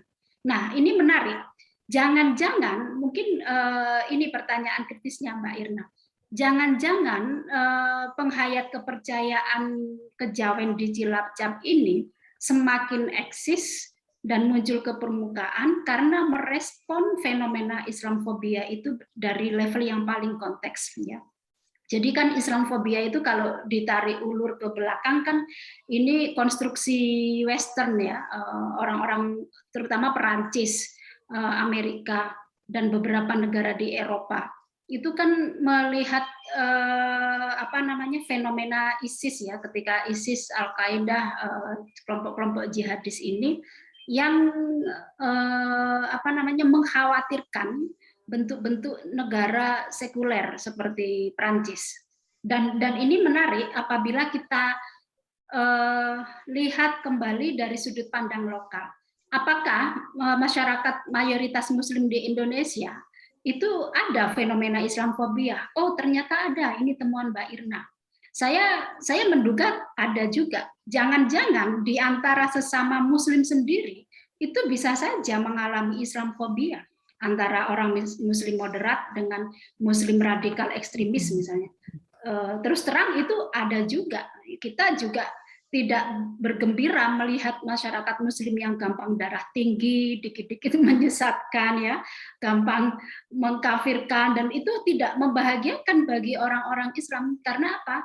Islam Nusantara yang sesungguhnya itu Sufisme dan Thorikot. Kalau kita membaca naskah-naskah seperti Martin van Husen, terus Mikkel Wiener misalnya. Nah, ini menunjukkan indikasi bahwa ciri khas Islam Nusantara adalah ya sangat dekat dengan penghayat kejawen, penghayat kepercayaan seperti Sabto Darmo, ya, seperti apa yang disampaikan oleh Mbak Laras tadi, mungkin di di suku-suku Bajo itu kan masih mengkaitkan antara tradisi Islam dengan tradisi lokalnya. Salah satunya itu. Dan harus diakui juga bahwa ada yang namanya tren Islamisme. Nah, ini yang saya bilang tadi, khawatirnya di sana. Ketika tren Islamisme, ya, beda ya, dengan Islamisasi dan Islamisme ini dua hal yang berbeda. Nah, Islamisme ini yang sesungguhnya sangat berkontribusi dan mengancam terhadap eksistensi kepercayaan-kepercayaan lokal. Nah, ini bagaimana konsep Islam Nusantara menjaga itu? Tugas kita di sana. Tadi sudah banyak temuan-temuan, misalnya seperti Mas Ahmad Saifuddin, ya, tentang pesta laut. Kalau di Banyuwangi itu, Mas, namanya petik laut kita menyebutnya. Nah, apakah eksistensi tradisi petik laut ini betul-betul sekarang berjalan lancar? Saya kira di beberapa wilayah itu mengalami hambatan ternyata untuk terus dilakukan tradisi ini. Karena dianggap bukan tradisi Muslim. Di Pantura pun sempat ada penolakan itu, ya, 2-3 tahun yang lalu, termasuk di wilayah Sulawesi. Artinya masyarakat Nusantara, masyarakat maritim, ini pasti akan identik dengan tradisi-tradisi pesta laut dan semacamnya yang itu mengakomodasi penghayat-penghayat kepercayaan, ya, local belief system kita sebagai orang Nusantara, yang di satu sisi juga ada perjumpaan antara Islam Nusantara di sana. Tetapi hambatan hari ini, kelompok-kelompok puritanisme yang tadi saya sampaikan, itu justrulah yang sebenarnya sedang fenomena berekspansi, ya, di wilayah-wilayah pesisir hingga wilayah-wilayah pegunungan. Saran saya untuk Mas Ahmad Saifuddin ini sangat menarik. Anda mungkin pendekatannya lebih ke fenomenologi, ya, sesuai dengan presentasinya itu secara metodologi dan teori mungkin bisa lebih banyak mengkaji fenomenologi. yang terakhir komentar saya untuk Mbak Laras ya. Terima kasih Mbak Laras, saya juga keagama Mbak. Nah ini apa ya, perlu juga diselidiki. Saya tadi agak mikir ketika mendengarkan presentasi Mbak Laras. Misalnya di di Ambon ya, itu mereka yang kelompok-kelompok serupa seperti presentasi Mbak Laras itu diselidiki etnisnya mana. Ini menarik karena ternyata biasanya keberhasilan Islamisasi di wilayah pesisir itu justru kalau kasus contoh kasus di Ambon ini disebut sebagai orang-orang BBM. BBM itu Bugis, Bontang, dan Makassar. Mereka yang sangat aktif mendakwahkan Islam ala Islam modernis tentu saja, yang kemudian merubah wajah-wajah lokal menjadi wajah-wajah akulturasi. Nah, misalnya tadi fenomena cadar ya, saya jadi ingat juga di Palu itu bahkan orang-orang yang bercadar sesungguhnya, kalau masyarakat Palu yang pernah saya kunjungi terakhir ya, itu ternyata mereka tidak kenal Nabi Muhammad itu siapa. Jadi Maulid itu mereka tidak paham konsep Maulid itu, peringatan hari lahir Nabi Muhammad. Mereka nggak tahu, dan orang-orang yang bercadar ini belum tentu juga mereka mengamalkan syariat Islam, artinya ya sholat, zakat, puasa. Mereka belum tentu melakukan itu, menariknya gitu loh. Jadi ada yang namanya proses Islamisasi dengan pemaksaan puritanisasi juga di satu sisi, atau pemurnian Islam di satu sisi, yang itu menggerus masyarakat adat. Itu yang sedang terjadi hari ini. Jadi makanya bagaimana ini konsep Islam Nusantara kita untuk mendialogkan local belief system yang mesti kita jaga. Saya kira itu komentarnya. Terima kasih dan luar biasa menarik. Saya banyak belajar dari Anda. Terima kasih Mbak Dian. Saya serahkan ke Mbak Dian. Baik, terima kasih Ibu Nuris. Silakan Ibu Nani. Oke, selamat sore juga. Jadi sebenarnya makanan itu udah dihabisin oleh Mbak Nuris semua. Jadi saya cuma nambahin dikit-dikit aja. Jadi kalau menurut saya juga bahwa 4 presentasi ini tadi bisa dibagi menjadi 2 kontestasi atau yang saling berdampingan, yaitu yang negatif dan yang positif. Jadi yang negatif itu tentu yang ada ketegangan dan ada Islamofobia, sementara yang positif itu yang Pak Ahmad Saiful dan Mbak Laras. Jadi mungkin saya akan mencoba masukan sedikit untuk Mas Arief. Jadi saya ini benar-benar membalik mindset saya, karena awalnya saya juga Dayak Losarang, jadi tentunya itu berasal dari Dayak yang pindah ke Indramayu, karena di depannya ada kata-kata suku. Jadi itu yang mungkin harus diperbaiki atau diubah supaya jangan menjebak. Jadi itu terlebih tadi di presentasinya atribut dari para pengikutnya itu kayaknya rada-rada Dayak juga gitu loh. Jadi itu yang harus lebih jelaskan, mungkin di dalam abstrak atau apa ada definisi, karena di abstrak sendiri juga tidak ada permasalahan, tidak ada itu. Jadi itu yang mungkin harus disempurnakan. Jadi terutama saya mungkin ingin bertanya sedikit kepada Mas Arief, apakah penelitian itu sudah menjawab tujuan atau kira-kira permasalahan yang dihadapi oleh Mas Arief? Satu itu. Kedua, apakah pengikut-pengikut daripada jadi harusnya bukan Dayak ya, harusnya Losarang itu dia juga melebur atau beraktivitas, karena tadi diceritakan dia mempunyai aktivitas sendiri untuk alam dan sebagainya. Apakah dia juga melakukan aktivitas yang berkaitan dengan sosial? Jadi mereka tidak menutup diri hanya mereka sendiri. Ini yang mungkin menyebabkan ketegangan juga, jadi saling curiga karena saling menutup diri sehingga mungkin yang pengikut Losarang itu merasa ada ketegangan dengan dari pihak Muslim, kemudian yang Muslim juga merasa ada ketegangan. Nah, apakah itu dijembatani oleh Losarang itu untuk ada perbuatan sosialisasi yang bisa sedikit mencairkan hubungan mereka dengan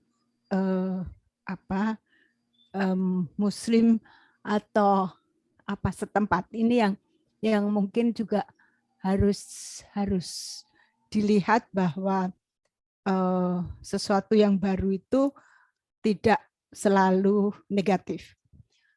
Kemudian untuk Mbak Erna, ini menarik sekali Mbak Erna. Jadi juga tadi sudah banyak dimakan oleh Mbak Nuritz. Jadi kalau dilihat berarti terjadinya Islamofobia itu pada minoritas. Sementara minoritas sudah mulai menggandeng atau sudah mulai didekati oleh NU yang kita mengenal sebagai yang moderat. Nah, apakah sampai saat ini karena mereka sudah ada pendekatan dan mungkin author of Jami' al-Adawiyah wal-Aghdawiyah, a book on medicine and pharmacy, explains a variety of spices of Nusantara such as clove, nutmeg, pepper, cinnamon, and champor for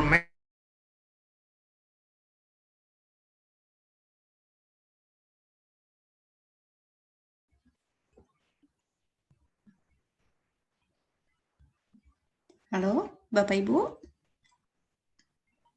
Iya. Ya, sepertinya ada kendala teknis tadi ya, kita semua. Ya, mohon maaf Ibu, tadi sepertinya ada yang close all room gitu. Iya Bu, putus. Ya, mohon maaf Ibu, juga saya.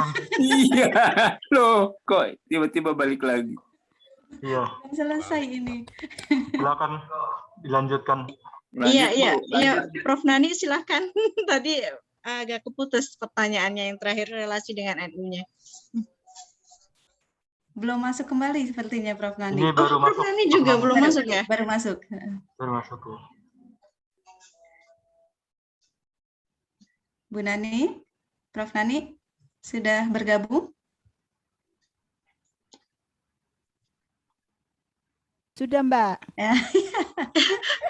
Sebentar. Tadi soalnya saya ngubungin Pak Toye nih. Iya, ada intermezzo Bu ternyata Bu. Atau kelamaan mungkin Mbak. Ya, jadi untuk Mbak Erna itu, jadi karena sudah ada pendekatan dengan NU yang dikenal sebagai yang moderator, ya, jadi tentunya yang dia awalnya Islamofobia karena sudah ada pendekatan, sudah ada pemberitahuan, mungkin lama-lama mencair gitu. Nah, ini juga apakah juga diberlaku juga untuk yang Islam? Halo? Iya, silakan Islam mayoritas gitu. Jadi apakah ketegangan ini terus Islamofobia ini terus akan berlaku selamanya? Ya, seperti sekarang ini kan misalnya tadi Mbak Nuritz cerita misalnya ada istilah kafir dan sebagainya itu, tetapi pemerintah berusaha untuk menghilangkan image itu. Nah, apakah ini juga ada sependapat untuk mungkin lewat dari NU untuk menghindari atau mengurangi Islamofobia itu? Karena kalau kita lihat terlalu sakit ya, kadang-kadang kalau katain Islamofobia bahwa Islam begini, Islam begitu, itu aneh gitu loh. Tentunya harus saling melakukan bagaimana caranya pendekatan supaya jadi smooth lah kasarannya gitu. Terus untuk Mas Ahmad ini sebenarnya sudah tidak ada yang perlu ditanyakan karena sudah cukup jelas sekali. Cuman memang saya hanya kepengen tahu ada pesta laut di mana pesta laut itu dilakukan ada budayanya, ada agamanya, karena ritualnya pasti ada doa-doa secara Muslim seperti yang diceritakan oleh Mas Ahmad tadi. Nah, berarti sebenarnya sudah ada perpaduan atau asimilasi antara budaya dan agama. Tetapi tadi kok kalau tidak salah disebut mereka sendiri-sendiri tetap. Padahal kalau secara fakta, mungkin saya berbeda dengan Mbak Nurit, saya tidak ngomong teori, tidak ngomong metodologi karena saya kurang menguasai itu. Tapi berarti kan sebenarnya ini sudah sejalan antara agama dan budaya itu sudah bisa diterima oleh masyarakat masyarakat setempat gitu dengan adanya pesta laut. Jadi anggap aja pesta laut ini sebenarnya menjembatani antara local genius dengan agama itu tadi. Jadi sebenarnya sudah oke lah kasarannya itu. Untuk Mbak Laras, ini kalau nggak salah tertoho ini kalau bangunan batu ada 2. Tadi saya pikir sebelumnya adalah itu menhir. Karena pada waktu saya ke sana memang di Pulau Rica itu ada menhir. Tetapi begitu dilihat gambar kok mata air katanya. Nah, ini mungkin mana? Apakah kalau menhir orang biasa untuk sampai saat ini di NTT itu masih terus naik ke bukit untuk berdoa, untuk memohon tidak hujan dan sebagainya. Itu tetapi ini mata air. Nah, terus masih ada juga kepercayaan tadi sedikit menyinggung keramik yaitu bekal kubur. Jadi itu memang kepercayaan di Nusantara Timur masih banyak sekali menggunakan bekal kubur keramik dan keramiknya itu kebetulan adalah Cina dinasti Qing. Nah, yang ingin saya ketahui upacaranya itu bagaimana, Mbak? Apakah karena tadi diceritakan adalah bahwa itu Muslim yang dari mana-mana, ada dari kalau tidak salah tadi nyebut Ambon, ada dari Labuan Bajo dan sebagainya, sehingga Muslim semuanya bertemu di Komodo dan bisa berbaur dengan tradisi ketertohon itu. Jadi ini sebenarnya juga terjadi perpaduan yang harmonis antara banyak ciri-ciri Muslim dengan kepercayaan lokal yang pergi ke tertohon tadi. Jadi mungkin untuk sementara itu dulu Mbak Dian bahasan saya. Terima kasih. Baik, terima kasih Prof. Nani untuk feedback-nya kepada para presenter. Ini waktunya agak mepet nih dan agak mencekam untuk saya karena kalau kita lagi asik diskusi tiba-tiba berhenti kan nggak seru ya. Karena waktunya tinggal 5 menit lagi. Saya persilakan 1 orang saja kalau begitu untuk bertanya secara singkat, cepat, dan padat dan dijawab dengan singkat, cepat, dan padat. Iya, dengan Pak Ahmad ya Pak ya? Ya. Silakan Pak. Agak ngebut Pak kita.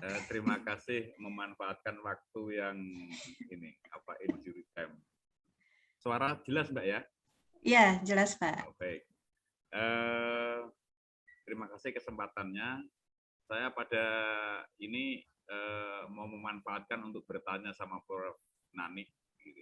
Mumpung ini. Saya belum presentasi. Besok saya presentasinya Prof. Saya Dayak Kalimantan gitu ya. Dayak Kalimantan. Makanya tadi saya adakah Dayak di Indramayu? Keren ini kalau ada itu melengkapi data kami tentang penyebaran manusia gitu ya. Prof, menarik sekali tadi penjelasannya soal keramik itu sebagai bukti arkeologi gitu. Nah, ini tantangan saya Prof gitu. Tantangan saya di Kalimantan di mana untuk menemukan bukti-bukti seperti itu susah sekali Prof. Nah, secara metodologi mungkin ada saran, Prof. Karena seperti kita tahu Kutai sebagai kerajaan yang tertua misalnya, sulit sekali kalau saya datangin misalnya di daerah Muara Kaman gitu yang tertulis di banyak buku itu, ya kayak seperti perkampungan biasa begitu di tepi sungai gitu, kecuali Zupa gitu yang masih ada di situ memang tertanam di tanah gitu. Nah ini kami juga mengalami. Nah secara metodologi arkeologis ini, Prof, bagaimana membuktikan riset-riset soal Islam di masa lalu, gitu, terutama peninggalan-peninggalan ini, Prof. Terima kasih. Langsung Prof, dilahap. Oh, saya bisa.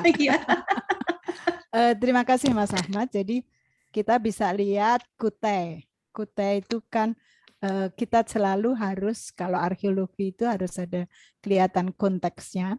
Jadi di Kutai itu karena kalau tidak semua harus dalam bentuk keramik, jadi kalau Kutai itu tinggalan makam-makam kunonya cukup banyak, jadi bisa dilihat dari situ bagaimana persebaran agama Islam dan sebagainya, itu bisa dalam bentuk makam, bisa dalam bentuk masjid, tentunya dalam bentuk kerajaan, karena sebagian besar indikasi atau atribut itu yang menunjukkan adanya Islamisasi. Walaupun sebenarnya perdagangan emang cukup kuat. Tetapi kalau di Kalimantan setahu saya adalah Kutai Kertanegara itu cukup tua, jadi makam-makamnya juga tua.